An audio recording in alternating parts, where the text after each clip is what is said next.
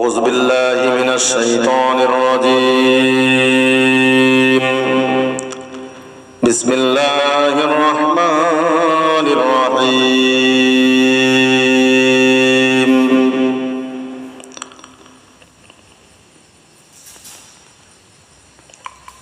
رب المشرقين ورب المغربين فبأي آلاء ربكما تكذبان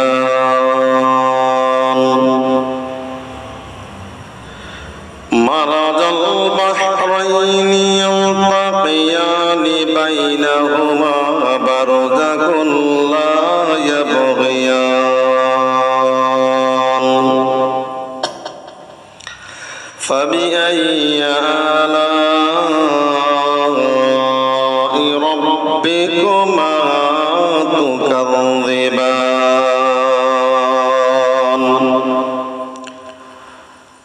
صدق الله العظيم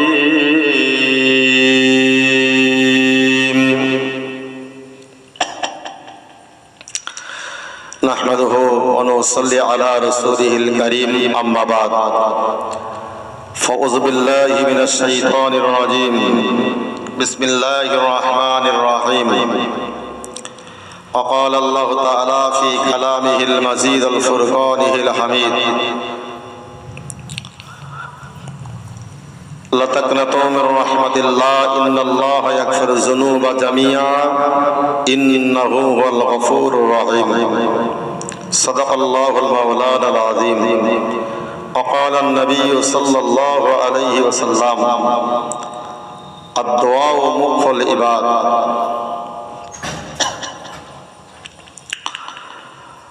أو كما قال عليه الصلاة والسلام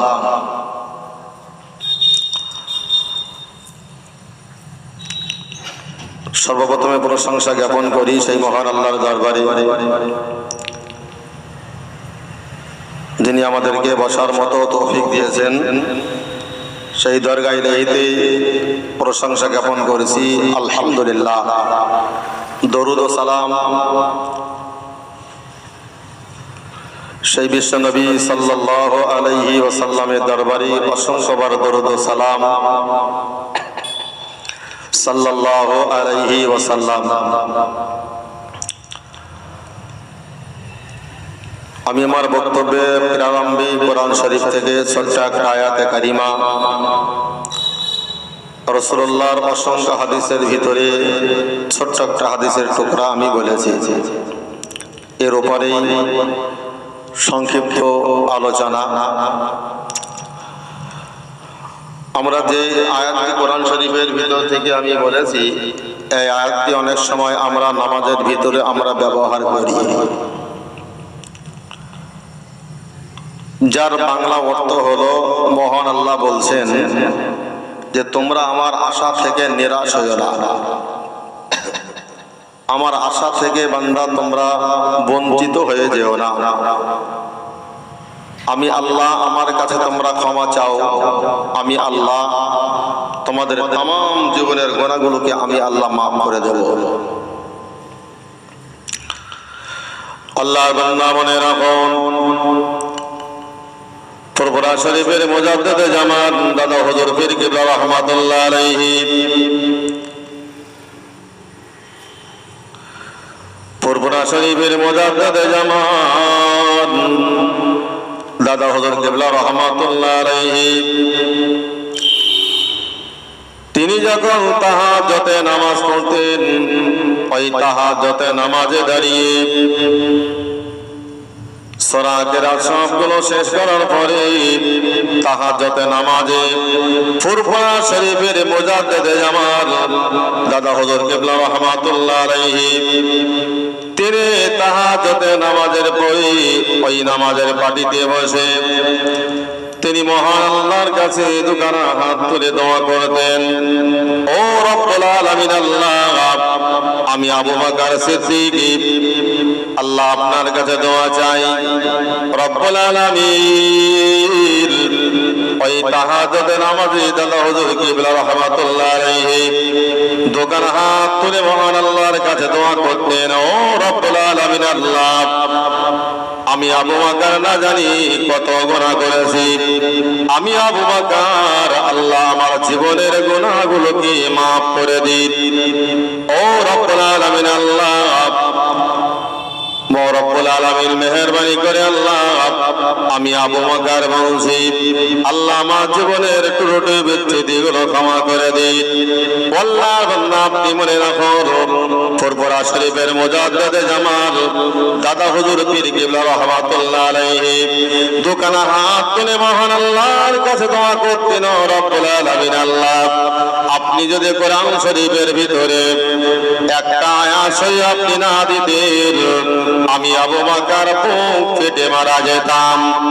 আল্লাহর বান্দা আপনি মনে রাখুন, ফুরফুরা শরীফের মুজাদ্দিদে জামান দাদা হুজুর কিবলা রাহমাতুল্লাহ আলাইহি ওই দোয়ার মাধ্যমে মহান আল্লাহকে বলতেন, ও রব্বুল আলামিন আল্লাহ, আপনি যদি কোরআন শরীফের ভিতরে লা তাকনাতু মির রাহমাতিল্লাহ ইন্নাল্লাহা ইয়াগফিরু যুনুবা জামিআ ইন্নাহু হুয়াল গফুরুর রহিম, ও আমার আল্লাহ মাবুদ, আপনি যদি কোরআন শরীফের ভিতরে এই আয়াতটি না দিতেন, আমি আবু বকর বুক ফেটে মারা যেতাম। তার কারণ হলো ফুরফুরা শরীফের মুজাদ্দিদে জামান আবু বকর সিদ্দিক আল কুরাইশি রাহমাতুল্লাহ আলাইহি দোয়া করতেন না, দুফোঁটা চোখের পানি ফেলে বলতেন, আল্লাহ কোরআন শরীফের ভিতরে এই আয়াতটি আপনি দিয়েছেন বলে তার মানে হলো লা তাকনাতু মির রাহমাতিল্লাহ, আল্লাহ আপনি কোরআন শরীফে বলেছেন, বান্দা তোমরা গুনাহ করার পরে পাগল হয়ে যাও না, হয়রান হয়ে যাও না, আমার আশা থেকে বান্দা তুমি নিরাশ হইও না। আল্লাহ এই জন্যে আমি আবু বকর আপনার উপর বিরাট ভরসা করি আল্লাহ, যে আপনি লা তাকনাতু মির রাহমাতিল্লাহ এই আয়াত শরীফটা যদি আপনি না দিতেন, আমি আবু বকর বুক ফেটে মারা যেতাম। আপনি আশা দিয়েছেন, ভরসা দিয়েছেন। আল্লাহ বান্দা মনে রাখুন, ফুরফুরা শরীফের মুজাদ্দিদে জামান আবু বকর সিদ্দিক আল কুরাইশি রাহমাতুল্লাহ আলাইহি ওই তাহাজ্জুদে নামাজের বাড়িতে বসে মহান আল্লাহর কাছে দোকান হাত তুলে কেঁদে কেঁদে নিজের দাড়ি বুকে জুব্বাগুলো ভিজিয়ে ফেলতেন আর বলতেন, রব্বুল আলামিন, আমি আবু বকর যদি জীবনে কোনো অন্যায় করে থাকি আল্লাহ, আমি আবু বকর যদি কোনো গুনাহ করে থাকি আল্লাহ, রব্বুল আলামিন মেহেরবানি করে এই তাহাজ্জুদের রাতে দোয়া চাই আল্লাহ, রব্বুল আলামিন, আমি আবু বকর আমার জীবনের গুনাহ maaf করে দিন আল্লাহ। কেননা কোরআন শরীফের ভিতরে আল্লাহ আপনি স্পষ্ট করে বলে দিয়েছেন, লা তাকনাতু মির রাহমাতিল্লাহ, বান্দা তুমি আমার আশা থেকে তুমি নিরাশ হয়ে যেও না। রব্বুল আলামিন আল্লাহ এই আয়াতের উপরে ভরসা করে আল্লাহ আপনার কাছে দোকানি হাত উঠিয়েছি, মাবুদ মেহেরবানি করি মাবুদ আমার জীবনের গুনাহগুলোকে maaf করে দিন আল্লাহ। ও রব্বুল আলামিন আল্লাহ মেহেরবানি করে আল্লাহ আপনি আমাকে ফিরিয়ে দেবেন আল্লাহ। ও আল্লাহর বান্দা আপনি মনে রাখুন, ফুরফুরা শরীফের মুজাদ্দিদে জামান দাদা হুজুর কিবলা রাহমাতুল্লাহ আলাইহি তাদের মতো মানুষ যদি মহান আল্লাহর কাছে দোয়াটা চাইতে পারে, তাদের মতো মানুষ যদি গুনার জন্য আল্লাহর কাছে ক্ষমা চাইতে পারে, তাহলে আমরা কত বড় হুজুর। তারা আল্লাহর কাছে তিনি জবানের একজন মুজাদ্দিদ হওয়ার পরেও তাদের ভিতরে এত ইলম থাকার পরেও আল্লাহর আযাব গজবের ভয়ে মহান আল্লাহর কাছে দোকানে হাত তুলে শুধু দোয়া করতেন আর কাঁদতেন, আল্লাহ মেহেরবানি করে আল্লাহ আমি আবু বকর বলছি আমার জীবনের গুনাহগুলোকে আল্লাহ আপনি maaf করে দেন।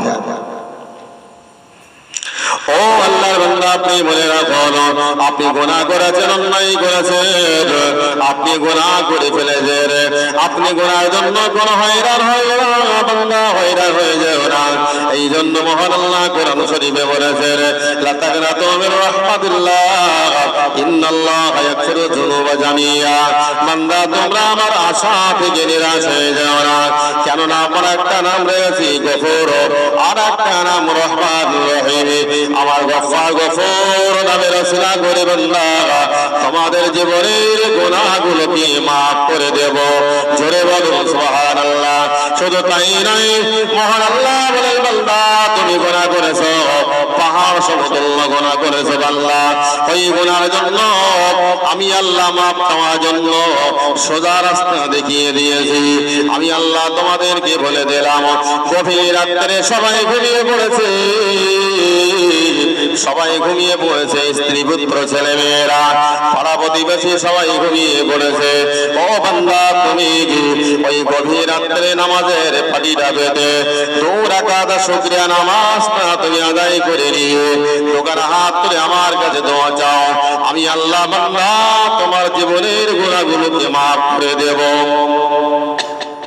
আল্লাহ বলছেন, বান্দা দোকানে হাত তুলে তুমি আমার কাছে দোয়া করো, আমি আল্লাহ তোমার জীবনের সব গুনাহ মাফ করে দেব। কিন্তু মাফ চাবার মতো গুনার ক্ষমার জন্য মহান আল্লাহর কাছে তওবা করা, তুব ইলাল্লাহ তাওবাতান নাসুহা, খাঁটি খালেস নিয়তে আল্লাহর কাছে নত স্বীকার করা, হার স্বীকার করা, সারেন্ডার করা করলে পরে অবশ্যই আল্লাহ আমাদের জীবনের গুনাহগুলোকে আল্লাহ মাফ করে দেবেন। আল্লাহ বান্দা মনে রাখো, না না না না বান্দা, তুমি দুঃখ করো না বান্দা, তুমি হয়রান হয়ে যেও না বান্দা। আমি আল্লাহ তোমাকে বলে দিলাম, ওই গভীর রাত্রে নামাজের পাটিটা বেঁধে বান্দা আমার কাছে দোকান হাত তুলে দোয়া করো, কেননা আমি আল্লাহ তোমাদেরকে বলে দিয়েছি, উদউনি আস্তাজিব লাকুম।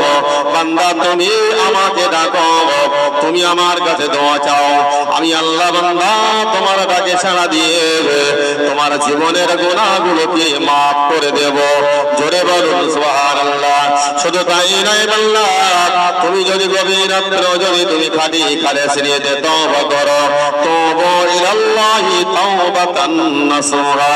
বান্দা তুমি আমার কাছে সারেন্ডার করো, আমার কাছে তুমি তওবা করো, আমার কাছে তুমি মাথা নত করো বান্দা, আমি আল্লাহ তোমার ওই তওবাকে কবুল করে নিয়ে আমি আল্লাহ তোমার জীবনের গুনাহগুলোকে মাফ করে দেব।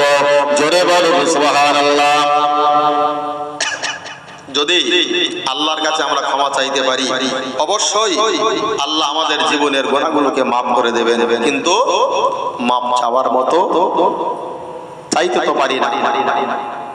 তাই আল্লাহ বলছে, বান্দা তুমি হয়রান হয়ো না, নিরাশ হয়ো না, আমার কাছে দোয়া চাও, আমি আল্লাহ তোমার জীবনের সমস্ত গুনাহ আমি আল্লাহ মাফ করে দেব।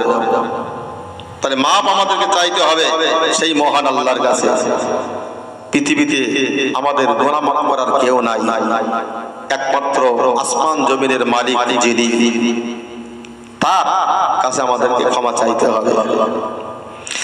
আল্লাহ বান্দা মনে রাখো, না না বান্দা তুমি মনে রাখো, কোরআন শরীফের ভিতরে মহান আল্লাহ জানিয়ে দিয়েছেন, সাব্বাহা লিল্লাহি মা ফিস সামাওয়াতি ওয়া মা ফিল আরদ ওয়া হুয়াল আজিজুল হাকীম।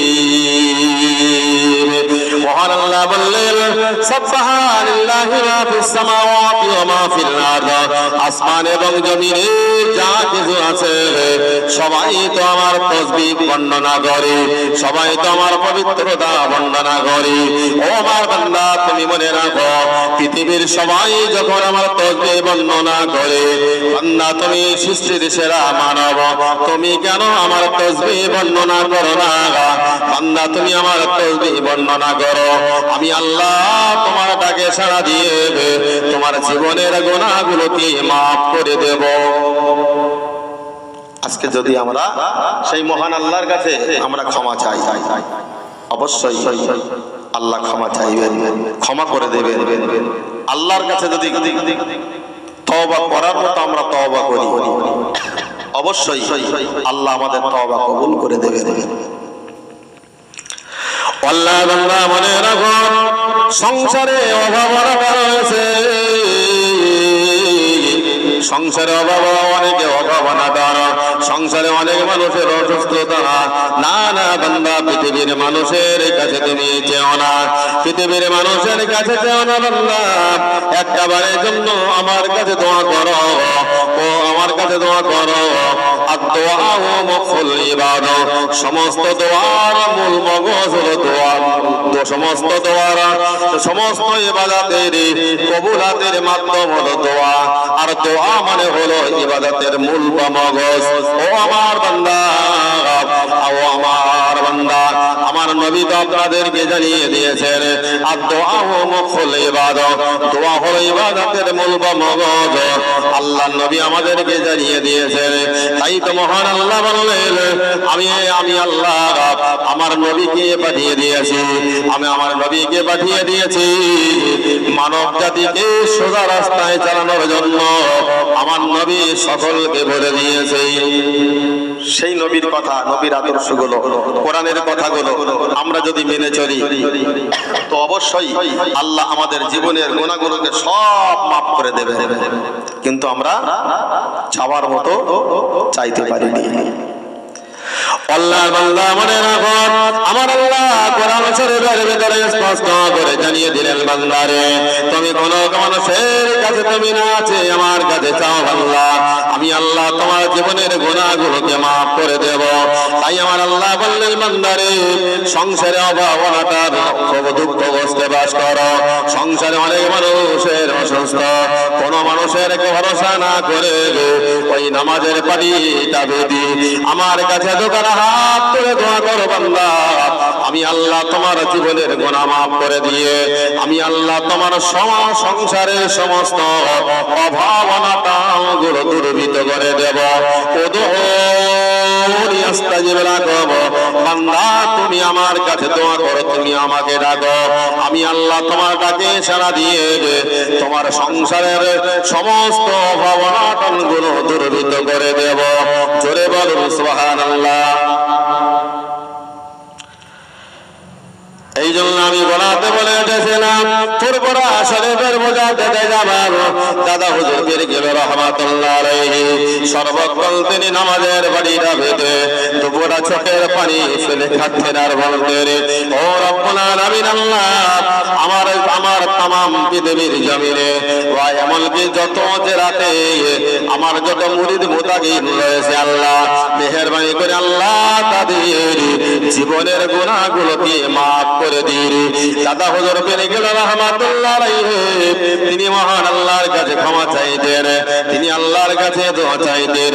তাদের মতো নিষ্কলুষ মানুষ, তাদের মতো বেগানা মাসুম মানুষ, তবুও তারা মহান আল্লাহর কাছে দোয়া চাইতেন। কিন্তু ফুরফুরা শরীফের মুজাদ্দিদ জামাল দাদা হুজুর পীর কেবলা রাহমাতুল্লাহ আলাইহি তাদের মতো মানুষ যদি আল্লাহর কাছে দোয়া চেয়েছে, নিজের জীবনের গুনাহগুলোকে ঝরিয়ে ফেলতে পারে, আর আমরা কেন সেই মহান আল্লাহর কাছে দোয়া কেন চাইতে পারবো না? ফুরফুরা শরীফের মুজাদ্দিদে জামান শুধু একটাই আয়াত বলতেন আর কাঁদতেন, আল্লাহ লা তাকনাতু মির রাহমাতিল্লাহ, আল্লাহ আপনি তো বলেছেন আপনার আমার আশা থেকে তোমরা নিরাশ হয়ো না, আল্লাহ আপনার উপর ভরসা করে আল্লাহ দোকানে হাত উঠিয়েছি, আমি আবু বকর বলছি আল্লাহ আমার জীবনের গুনাহ মাফ করে দেন। আল্লাহ বান্দা মনে রাখো, ফুরফুরা শরীফের মুজাদ্দিদে জামান ওই ফুরফুরা শরীফের নামটা পরিবর্তন করা হলো। ওই ফুরফুরা শরীফের প্রথম নামটা ছিল বালিয়া বাসন্তী, ওই বালিয়া বাসন্তী নাম পরিবর্তন করে দিয়ে ফুরফুরা শরীফের মুজাদ্দিদে জামান ওই জায়গাটা নাম দিলেন ফুরফুরা, ওই জায়গাটা নাম দিলেন ফুরফুরা। আর শরীফ এই জন্য বলা হয় সেখানে মহা বড় বড় আল্লাহর ওলিরা শহীদ, তাদের কবরগুলো ওই ফুরফুরার জমিনে রয়েছে, ওই জন্য শরীফটা যুক্ত করা হয়েছে। আল্লাহর বান্দা মনে রাখুন, ফুরফুরা শরীফের মুজাদ্দিদে জামান দাদা হুজুর কেবলা রাহমাতুল্লাহ আলাইহি তিনি এমনি করে মহান আল্লাহর কাছে যেমন দোয়া চাইতেন এমনি তার জন্য সর্বপ্রথমে ওই পালিয়া বাসন দিতে ফুরফুরা শরীফের মুজাদ্দিদে জামাত দাদা হুজুর কেবলাকে ওই ফুরফুরা শরীফের জমিনে পাঠানো হলো, ওই পালিয়া বাসন দিতে পাঠানো হলো। সেখানে এসে দেখে মানুষ কোরআন বোঝে না, হাদিস বোঝে না, সেখানকার মানুষেরা অনেক মানুষ সেটাকে বেদাতে মেতে আছে, তারা তার জওয়ামত নারী নিয়ে তারা বেঁচে আছে। ফুরফুরা শরীফের মুজাদ্দিদে জামাত দাদা হুজুর পীর কেবলা রাহমাতুল্লাহ আলাইহি তাদেরকে কলেমা দাওয়াত দিয়ে দিয়ে ইসলামের দিকে ডেকে ডেকে ডেকে ডেকে ফুরফুরা শরীফের হুজুর তাদেরকে আল্লাহ রাস্তায় ফিরিয়ে এনেছিলেন। জোরে বলুন সুবহানাল্লাহ। তাদেরকে কলেমার দাওয়াত দিয়ে দিয়ে ফুরফুরা শরীফের মুজাদ্দিদে জামাত ফিরিয়ে নিয়ে এসেছিলেন। দাদা হুজুরকে সেই বালিয়াবাসন্তের মানুষেরা বেঁধে মেরেছিল, তথাপিও তিনি কলেমার দাওয়াত দিতে পিছিয়ে আসেন, তিনি তাদেরকে আল্লাহ রাস্তায় ডাকতে পিছিয়ে আসেননি। আল্লাহর বান্দা মনে রাখুন, এতবার খেলা ফুরফুরা শরীফের মুজাদ্দিদে জামাত, তথাপিও তিনি কলেমার দাওয়াত দিতে আল্লাহ রাস্তায় তাদেরকে ডাকতে তারা হুজুর তখন বলতে শুরু করলেন, ও বালিয়াবাসন্তের মানুষেরা তোমরা কোরআন মেনে নাও, নবীর হাদিসগুলো মেনে নাও, না না না না ওই মদকে নিজের জীবনটা নষ্ট করো না, গাঁজা টেনে টেনে নিজের জীবনটাকে নষ্ট করে দিও না, জুয়া খেলে গেলে নিজের জীবনটা নষ্ট করে দিও না। তাদেরকে বুঝিয়ে সুঝিয়ে তাদেরকে বুঝিয়ে কোরআনের ছায়াতলে ফিরিয়ে নিয়ে গেছেন। জোরে বলুন সুবহানাল্লাহ। ইসলাম সহজে ফিরে আসে। তাদের মতন মানুষ অনেক চেষ্টা করেছে, তারপরে ইসলাম জিন্দা হয়েছে। শিরক বিদআত থেকে তাদেরকে বলে বলে বলে বলে আল্লাহ রাস্তায় ফিরিয়ে নিয়ে এসেছেন। যতটুকু আলোচনা করেছি মহান আল্লাহ আমাদের সকলকে আমল করার তৌফিক দিন। ওয়া মা আলাইনা ইল্লাল বালাগ। আসসালামু আলাইকুম।